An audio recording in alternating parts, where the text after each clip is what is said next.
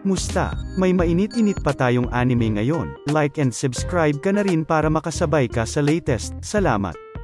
Nagsimula ang istorya kung saan makikita ang efforts ni Boy Panot na pugutan ang ating bida. Tag-ang-taga na nga ito sa batok nito ngunit mas nauna pang nabali espada nito na lubos nilang kinagulat. Sabay sabi ng boring nating bida na bakit di raw siya mamatay mete. Wala nga raw siyang attachment sa buhay. Na magpahanggang ngayon ay puro lang siya pagpatay. At di niya na rin inaasahang mabuhay pa ng matagal. Kalaunan ay makikitang nakakulong na ngang muli ang ating bida habang iniimbestigahan ng isang babae. Dito nalaman nga na ang pangalan nito ay Gabamaro, isang ninja mula sa nayon ng Iwagakure, na simula bata pangaraw ay sinanay na sa pagkitil ng buhay. Marami sa kanila ang namamatay sa pagsasanay ngunit ang mga nagtatagumpay naman ay nagkakaroon ng superhuman bodies. Dito na nga napagtanto ni ate investigador mo na ang pagwasak ng isang sandata gamit lamang ang katawan nito ay basic na bagay lamang para sa mga taga-Iwagakure, na sinang-ayunan naman ni Gabamaro at walang kwenta naman raw kasi talaga nung Panot kanina. Nihiyan din niya nga raw kinailang ang gumamit ng ninjutsu. Sabay pinagtakang tanong ni ate investigador na kaya mo mag-ninjutsu? Maaari mo bang ipakita sa akin? Bakit ika naman ni Gabamaro? Wala lang trip ko lang sabi naman ni ate mo, di ayaw ko litanya naman ang bida natin, at ayon, kinabukasan nga, nasalang na naman sa execution si Gabamaro sa pamamagitan nga ng pagsunog rito, may pa-explain ng kaunti rito si narrator Kun sa anime na kesyo kung gaano kasakit raw masunog. Magsishrink daw laman mo sabay magbebendang katawan na kinakabali ng mga buto. Dagdag pa rito ang pagka-suffocate at pagkalaso ng taong sinusunog sa usok ng apoy, kaya nga raw minsan, bilang pagpapakita ng awa ay pinapatay muna ang tao, na sinubukan na nga nila kay Gabamaro pero again, nabali ang sibat, sabay sorry nito sa mga Panot, rekta sunog na nga sa ating bida ngunit tanging ulo lang ni Taba ang nag-init at damit ni Gabamaro ang nap-on it, balik rehas na naman nga ito sabay interview na naman si ate mong nakatalikod dahil nasunog nga ang damit ni Gabamaro sabay sabing di niya raw sinusubukang lumaban. Mas okay nga raw na mapatay na nila siya. At ba't di raw kasi siya bigyan ng damit nang makausap siya ng maayos ni ate investigador litanya naman ito. Sa kakulaitan nga nitong si ate mo ay napakwento na rin itong si Gabamaro. Napinaslang nga raw ng village chief ang mga magulang niya ng baby pa siya, kung saan sinanay na nga siyang maging assassin. Pangarap ba kako? Wala rin daw siya noon, bilang ninja ay sinusunod lamang niya ang utos na pumatay. Bakit raw ba siya hinuli? Sinubukan niyang umalis sa village nila at ayon, sinet up nga raw siya ng mga kasamahan niya na kagagawan raw ng village chief nila marahil. Bagong araw, bagong execution na naman nga ganap ni Taba, na kung saan ipapahila siya sa toro, pasok na naman si narrator Kun sabay explain na itatali nga raw binti sa mga toro at dito hihilain ka sa magkabilang direksyon, at ang binti nga raw ng tao ay kaya lamang makatagal sa 500 kg samantala ang toro naman ay kayang-kayang magbigay ng 950 kg ng puwersa kaya siguradong hati ka sa pighati. Mamutok-putok ugat na aga na patilabi ni Taba sa gigil dahil di na naman tumalab execution ito kay Gabamaro sabay sigaw na maglabas pangaraw ng maraming toro, habang si ate investigador naman ay nagtatakang lumapit sa bida natin. Na sa tingin niya raw ay ayaw naman talaga mamatay ni Gabamaro at pinipigilan ang execution sa kanya. Ano raw ba talaga ang rason kung bakit ito umalis ng nayon nila? Hanggang sa sumuko na ito sa kakulaitan ni ate mo rekta kwento, na siya nga raw ang pinakamalakas sa Iwagakure, kasal din daw siya sa anak ng village chief nila, kaso nga raw tatanga-tanga, walang pakialam sa mundo, walang muwang, taong bahay lamang, dami pa raw dada, may patanggal-tanggal pa ng tsinelas pagpapasok raw sa bahay, nakakairita raw. Kaya ayon, nagpolem na nga raw siya sa village chief at doon na nga may pinagawa ito sa kanyang huling misyon na kung saan sinet up na nga siya. Kinagabihan naman, may pa-warning kay ate investigador ang isang Panot na naman na kesyo mag-ingat raw ito kay Gabamaro, o mas kilala nga raw na Gabamaro the Hollow. Dagdag English pa nitong he's a hollow man without blood and tears. Pinatay nga raw nito 20 tao nung gabing inaresto ito. Chismis pa nga raw na tumitira ng elixir of life ang mga taga-Iwagakure. Medicine of Immortality nga raw na nagmula pa sa Shinsenkyo, habang ang tanging nasabi lang ni ate investigador ay bakit ang isang patiwakal na tao ay manlalaban ng todo na nakapatay pa nga ng 20 katao. Samantala, di naman maalis sa isip ni Gabamaro ang sinabi sa kanya ni ate makulit, na sa kabilang araw ng mga dada nito na gusto niya mamatay ay taliwas naman ito sa gawa nito at nilalabanan ang kamatayan, na tama nga raw ito. Bakit nga ba di na lang siya mamatay? Bukas. Sige bukas sure na papapatay na raw siya ika ng ating bidang naguguluhan. Ayun nga at kinabukasan, sa mantika ay pinakulo naman ang pakulo ni Taba na ulo lamang niya ang kumulo dahil wala na naman nangyari. Ito namang si Gabamaro scam, sabi papapatay na siya na maging siya ay naguguluhan kung ano daw ba at ayaw niya mamatay. Sabay dito sumingit na nga si ate investigador at sinabing ready na raw siya magsimula kahit anong oras, kinagabihan nga ay pang-ising-isi na si Taba samantalang si Gabamaro naman ay nagtataka sa kung ano na namang execution ang gagawin sa kanya, hanggang sa marating na nga nila ang isang silid na kung saan nag-aabang si ate investigador na kinagulat ni Gabamaro.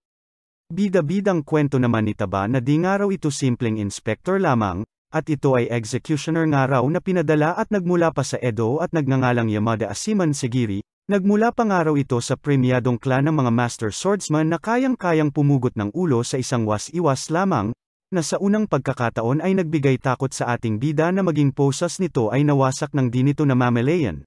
Sunod-sunod na atake na nga ang ibinigay ni Yamada kay Gabamaro na todo iwas, dito sinabi na nga ni Yamada na bagamat hollow ito sa loob ay nagsinungaling ito sa isang bagay, at iyon nga ay ang rason nitong mabuhay, na kaya ayaw nitong mamatay ay sa kadahilanang mahal nga nito ang asawa niya na lubos na kinagulat ni Gabamaro dahil rektang tinamaan siya sa sinabi ni Yamada, biglang flashback ng moments nila ni Mrs. niya sabay sugod ng tinamaang lover boy kay Yamada, shut up, hollow nga raw siya ika nito kay Yamada, sabay flashback ulit ng moment nila ni Mrs. niya kung saan sinabihan siya nitong hindi raw siya hollow sabay may payakap. Kinikilig ako, buisit. Haha ay hayop ba't may peklat na burat este ganda ni ate ba't may peklat. Nakagagawan nga raw ng mapang-abusong tatay nito. May pakas pa nga na kaganapan na lubos na kinabigla ng mulat na mulat sa gulat, todo tanggi pa rin ang in denial na nagmamahal na dinadaan sa laban ang pag-ibig na hinahagkan. Na kaya pala sinubukang umalis at nagpaalam sa village chief ay sa kadahilanang gusto niya ng mamuhay ng normal para sa iniibig niyang asawa. Sabay sigaw ng buong frustration nito na imposible nga raw na sinabayan naman ni Yamada ng sigaw na pwede nga raw at pekitin ng scroll.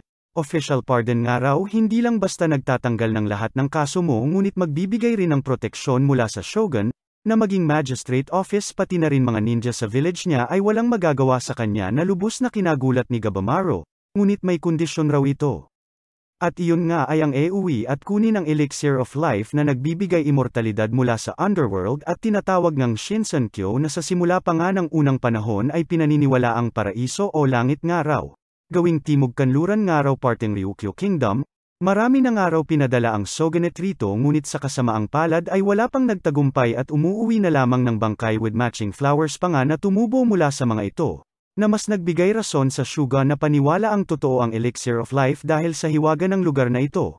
Kaya dito na nga iniutos nito na mga kriminal na ang ipadala sa expedition na ito at kung sino nga ang makakakuha ng elixir of life ay bibigyan ng pardon, paliwanag ni Yamada sa bida nating Eineng, dagdag pa nito na nasa Iwagakure Perenlablab niya ngunit di na nakikipag-usap sa kung sino man at nagkulong na lamang simula nang makulong si Gabamaro at naghihintay Peren sa pag-uwi niya. So ano, game daw ba ito? Tanong nito sa di makaimik na si Gabamaro, hanggang sa sabat na naman si Taba dahil kontra ito sa mga naririnig nito at maging si Yamada tinalo na nito. Tumulo na nga luha ng bida natin sa pag-asang nadama nito. Sabay sabi kay Yamadang di ba gusto mo makakita TTS Tenenjutsu? Sabay liyab ni Gabamaro at banggit ng Ninpo Ascetic Blaze and Boom, tutong ang mga babong panot, at dito pumayag na nga si Gabamaro sa mungkahi ni Yamada, na gagawin nga raw lahat, makabalik lamang ng buhay, para sa inaasam na Monay Este buhay kasama ang kanyang may bahay, palike at subscribe na rin po sa 70% na di pa nagsusubscribe sakin, puro silip lang. Magkakakuliti kanyan lods, iniisip lang kita, hahaha, salamat. Pa-flashback naman ng slide si Ate Sigiri mo at ikinwento ang tungkol sa isang nahatulang storyteller nga raw na hiniling napugutan siya habang siya ay nagsasalaysay. Na malugod namang tinanggap nga raw ng tatay niya na si Yamada Asiman Kichiji. Sa sobrang linas nga raw ng was-iwas ng tatay nito ay nagawa pa nga raw tapusin ng storyteller ang kwento niya kahit pugot na, perfect blow nga raw na wala man lang naramdamang emosyon o sakit ang nahatulan, at simula nga noon ay layo na ni Yamada na magaya ang was-iwas ng kanyang tatay, ngunit sa pagdaan nga ng panahon ay napansin ng kanyang Master Aizen ang takot at pagdududa sa kasanayan nito sa espada na nagbibigay nga raw ng masakit na pagkamatay sa mga nahatulan, at magpahanggang ngayon nga ay pilit paring inaalam ni Sigiri kung papaano niya raw ba matatanggal ang takot at pagdududang kanyang nararamdaman.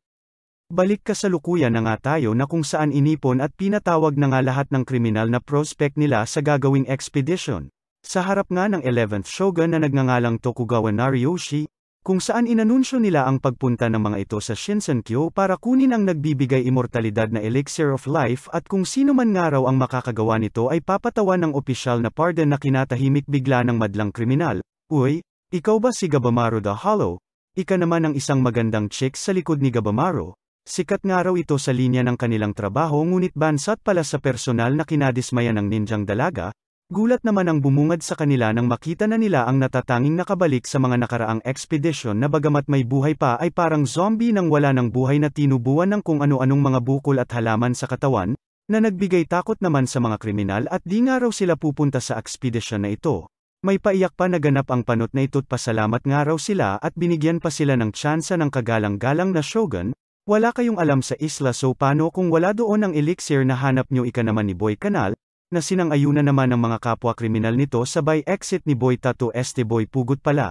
Bagamat nandito nga raw sila ay mga kriminal parents silang nahatulan na ng kamatayan, at ang sinuman na magpabibo ay diretso gulong ulo, na kung saan ang Yamada clan na nga ang naatasan sa bagay na ito, na magiging monitors nila at makakasama sa isla hanggang sa elixir ay kanilang makita. Dagdag pa nila na kung sakali man mamatay ang kanilang monitor aksidente man o pinatay nila ay rekta pugot ulo sila. Kung sakali ring di na nila ito kasama pabalik ay di na rin sila hahayaang makasampa ulit sa bangka.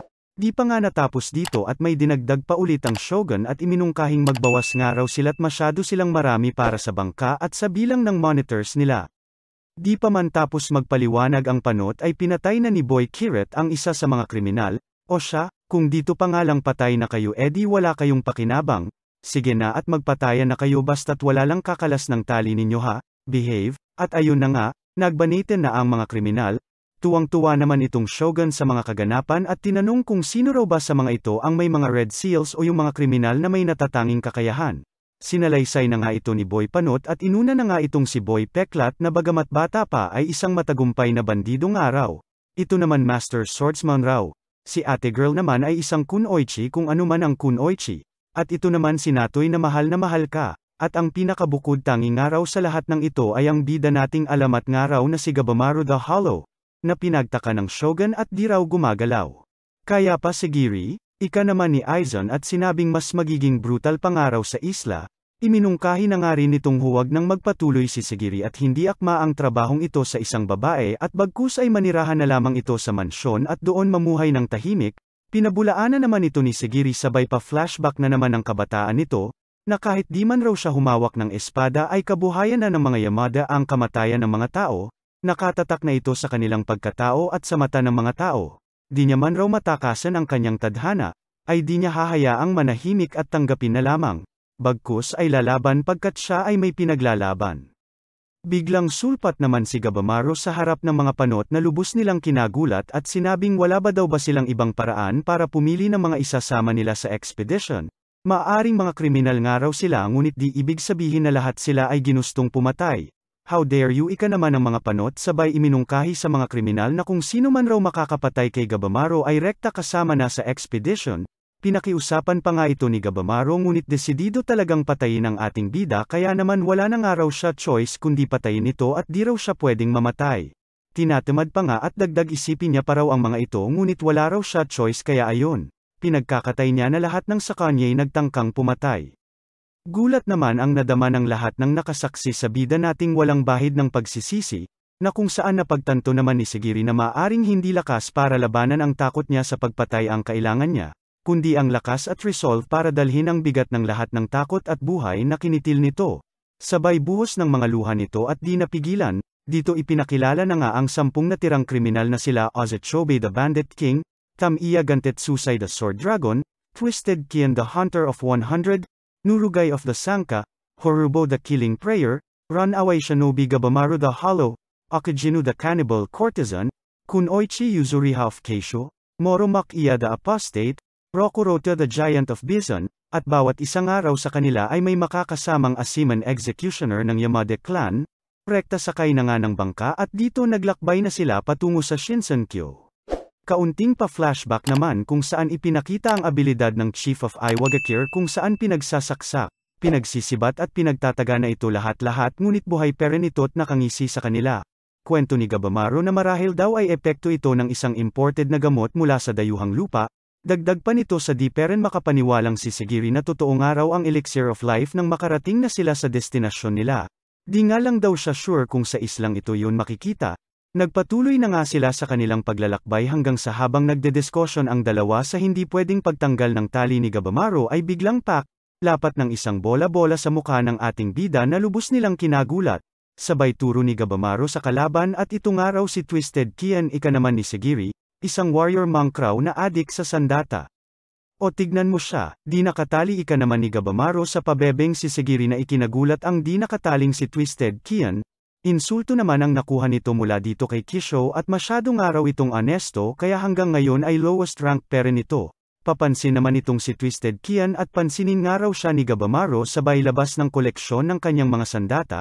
Adik kang papansin ka ika naman ni Gabamaro, kung nilakad na natin eto sayang oras pa mauunahan na tayo ng iba dagdag pa ni Gabamaro sabay ribat naman itong si Twisted Kian at ginagawa niyang araw ito dahil doon since wala naman silang solidong impormasyon kung nasaan ang elixir ay patayin niya na nga lang raw muna ang ibang mga kriminal at sa kanya na lang raw problemahin ang paghahanap sa elixir. Wala namang tutol rito sila Sigiri hanggang sa atikihin na nga itong si Gabamaro ng gigil na kriminal sabay pahabol pa talaga itong si Sigiri ng tali at igapos nga raw ni Gabamaro ang sarili niya, na pinagbigyan na lamang ng ating bida at kinyulang sa aruga ang honestong bata. Lubos na ikinagulat naman ni Twisted Kian na walang epekto mga atake niya kay Gabamaro na partida pa nga at nagtatali ng sarili, hanggang sa pangmalakasang tinuhad na nga ni Gabamaro ang sandatang hawak nito na nagtilapon dito sa ere. Sabay sipa sa isang sibat na tumerak sa dibdib nito at sumaksak. Ngunit sa gulat nila ay nakatayo pa rin ito gawa ng panangga nito na rektang nakatahi sa balat nito. Abay lumaban pa rin ito hanggang sa ipinakita na lamang na patay na ito at tadtad ng saksak ng mga sarili niya rin namang sandata. O ayan nakatali pa rin akong pabebe ka baka may masabi ka na naman ika naman ni Gabamaro sa gulat na bailat. Batsi naman na itong si Kisho dala ang ulo ni Twisted Kian at uuwi na nga raw siya at maliligo. Mag-ingat nga raw ito sa pagbalik nag-aalalang tugon naman ni Sigiri sabay ribat naman ni Kisho at sabing siya raw ang mag-ingat at di makakatulong ang tali sa kamay ni Gabamaro para siya ay maging ligtas. Bawas-bawasan nga rin daw nito kapabebehan nito sa mga utos at rules na binigay ng Shogun, ilusyon nga lang raw ito unless syungaka. Ayan na real talk katuloy ni Kuya, haha. Samantala, durog naman itong naging snack ng higante na si Aiza na akala ko pa naman malakas puro forma lang pala't angas. Nanaig din si Boy Peklat laban kay Dr. Quack Quack, sayang din itong si Sexy Mama Yummy Mimi at nakatay lang ni Ultra Instinct Zoro. Eto feeling ko buhay nakatulog lang, haha. Aalis ni Kisho ay bigla na lamang inatake ni Gabamaro si Sigiri na lubos nitong kinagulat. Wala naman raw siya ditong galit o ano pa man ngunit magiging pabigat lamang raw kasi sa kanya si Sigiri at wala nga raw siya choice kundi ang patayin na lamang ito. Buisit, sabi ko na halang ang loob nitong abnormal na ito. Ngunit sa di niya malamang dahilan ay nag-aalangan siyang labanan at patayin ito. Ganoon din itong si Gabamaro na marami ng araw sana siyang tsansang patayin si Sigiri sa laban na ito ngunit di niya magawa at puno siya ng pag-aalangan. Sabay flashback na naman nga at naalala ang moments nila ng misis niya kung saan first time nga raw niya nakaramdam ng emosyon. Kasabay rin dito ang inaakala niyang kahinaan na dalang araw ng pumapag-ibig na siya. Buisit, ba't ang hina ko na? Paano ko makukuha ang pardon kung magpapatuloy ito? Pesteng puso ito ika ng naguguluhan nating bida. Wala nga raw siyang emosyon at siya nga raw si Gabamaro the Hollow hanggang sa matumbat pamatong na nga siya kay Sigiri sabay missionary hingi ng sorry at ganito raw siya pinalaki at sa buhay ay walang paki. At nang bandang sasaksakin niya na nga itong si Sigiri ay olats na naman si Gabamaro sa emosyon nito na nangingibabaw. Napagtanto rin ni Sigiri na sa buong oras na nasaksihan niya at nakasama itong si Gabamaro ay nakita niya rito ang pagkatao nito, na tao ito at may emosyon. Na maging sarili niyang nilalaban ng emosyon ay napagtanto niya dahil sa nakita niya rito kay Gabamaro. Samantala gulong-gulo na nga itong si Gabamaro at paano raw siya makakasurvive at paano siya makakabalik sa asawa niya kung ganito na siya kaina. Pinabulaanan naman ito ni Sigiri at sinabing hindi kahinaan ang nararamdaman nito bagkus ay lakas dahil nakakaya niyang harapin ang totoo niyang nararamdaman. Sabay flashback sa sinabi ng asawa niya na ang totoong lakas nga raw ay ang pagiging totoo sa nararamdaman mo. Dito na nga natapos kadramahan ng dalawa at parehas na napagtanto na harapin ang kanya-kanya nilang pinaglalabang emosyon. Samantala sa kabilang dako ng isla ay pinakita sila Tamiya Gantetsusay kasama ang kanyang monitor na asiman kung saan dinapuan nga itong si Tamiya ng kakaibang paro at nang makitang may muka ito ay agad nitong pinutol ang sarili nitong kamay nang maalala ang bangkay na pinakita sa kanila na lubos na kinagulat ni Bansot. Mas kinagulat pa nila nang bigla ang mabulok na nga ang naputol na kamay na kagagawa ng kagat ng insekto, sabay labasan na rin ng mga kakaibang mala Titan Hollow na mga halimaw na ito.